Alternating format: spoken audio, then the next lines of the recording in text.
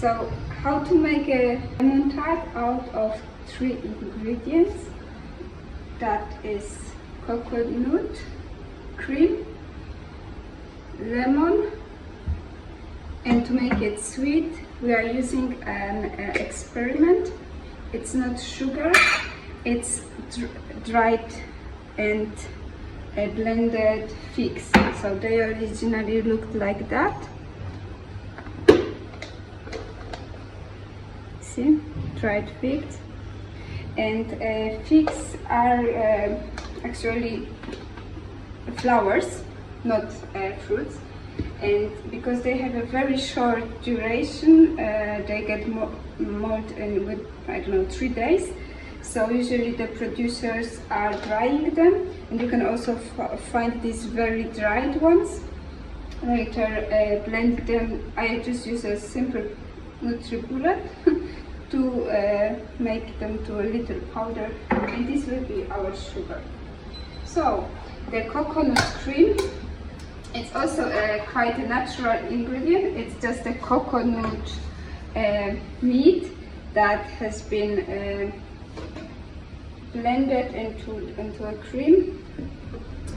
There usually are some chemicals, but not too much. Ours, the one I'm using, is from Malaysia, and it's mainly fat. It's extremely high in calories. So I think this is about 800 calories, just this little box, or can, sorry, a little can. So to make the tart, we will start by mixing the coconut and the figs.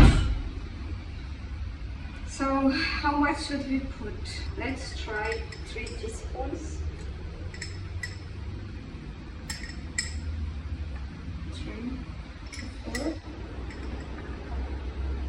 4 teaspoons, and now the trick or the work will be done by the heat, by the temperature and time.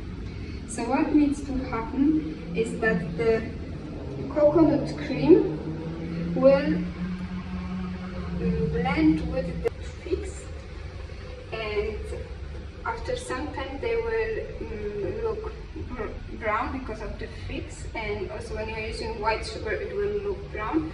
So we were condensing. Usually to make a lemon tart you can use condensed milk.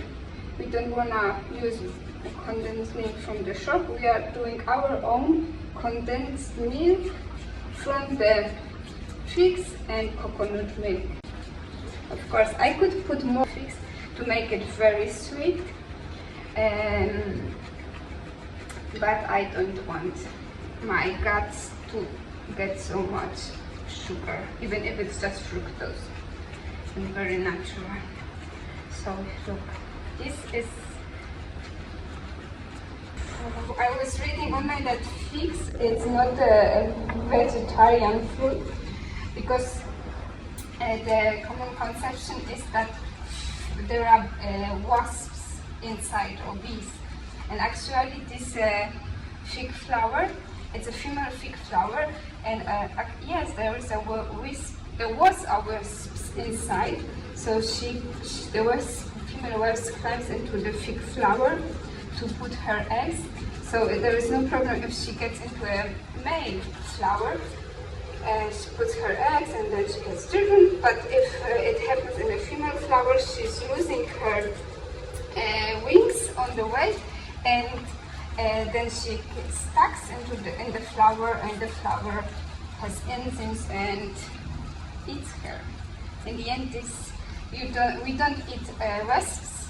Okay, let's take this one, and now even lower.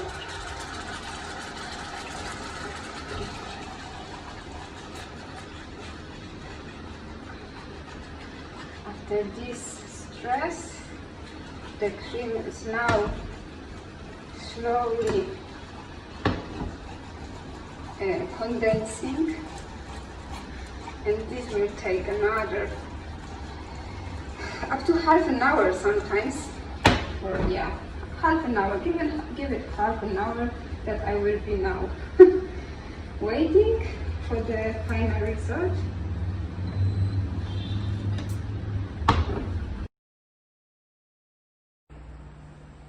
Okay, so now welcome to take 2. I was condensing the coconut cream with figs powder about 20 minutes. So you see it takes time and patience. It was quite liquidish when we started, and now it's more like a condensed milk. And it's still warm, and I want to make it a bit cooler by moving it. This time I will prepare the lemon juice that is just squeezing out the lemon juice. And in general, you maybe a fun fact or well-known kitchen knowledge is that lemon juice, acid lemon juice, is condensing milk. So by adding lemon juice to normal milk and stirring it, you would be able to condense your milk.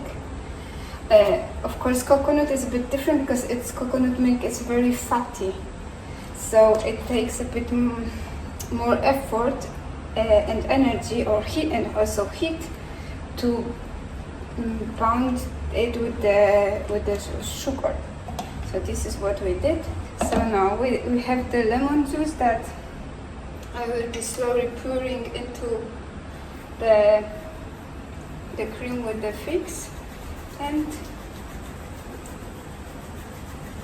I don't know, Roberto, do you want it very lemonish or a bit lemonish? Standard lemonish? I don't know, whatever you prefer. Oh my gosh! Let's make it. Oh no, this might have been a bit too much. So very lemonish then. So let's upgrade to hand mixing.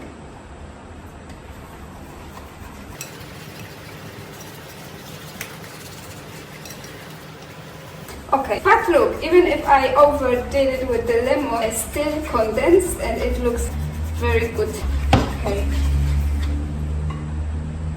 let's try the taste. Oh, okay, so now about the tart crust.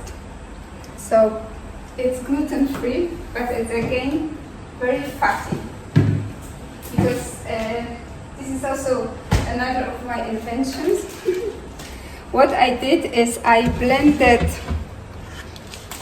the cashew nuts, 125 grams of cashew nuts, with few gluten-free crackers that we had in our pandemic storage.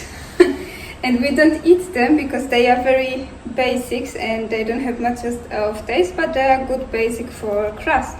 So first I put it into the oven to toast it, and then I blended it with a spoon of coconut cream and had it in the fridge for a whole night. I was trying to do a base for the tart, so and gluten-free base and sugar-free base.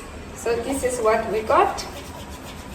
And now it will be back into the fridge with the filling, but let's start to put the filling into the crust. I think it's all, yeah? So,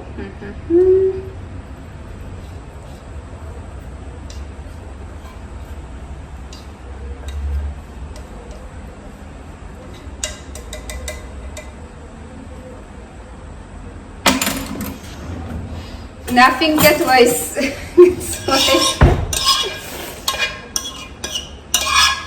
Sorry for the sound. It's some people hate it. I was also one of those people that hated this sound. So maybe we can edit it out. But as I said, I don't have. Hey, I have a plastic spoon from a delivery. Let me. So, I was supposed to put it. This is our little healthy tart now. A bit more pretty. So let me try a thing.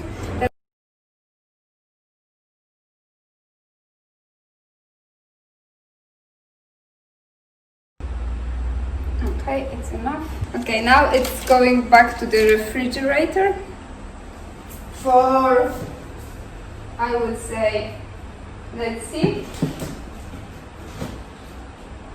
We'll later tell you how much, because it's an experiment. So the aim is to make something new and healthy. No sugar, no gluten, no lactose. And basic ingredients.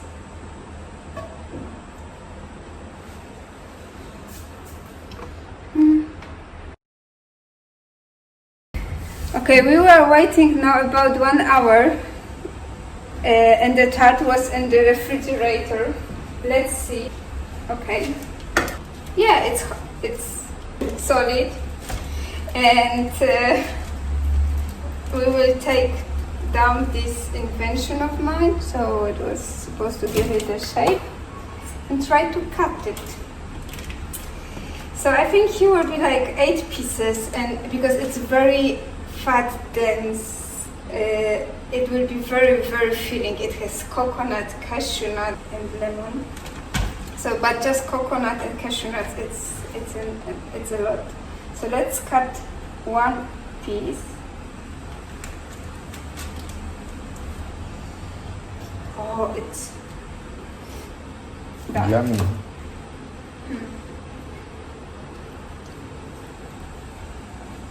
Looks now like this.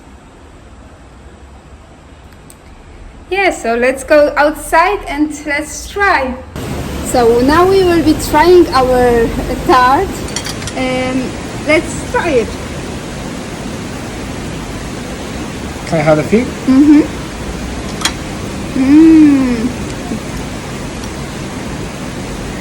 It's Roberto, it will be hard. Stay, be careful with your.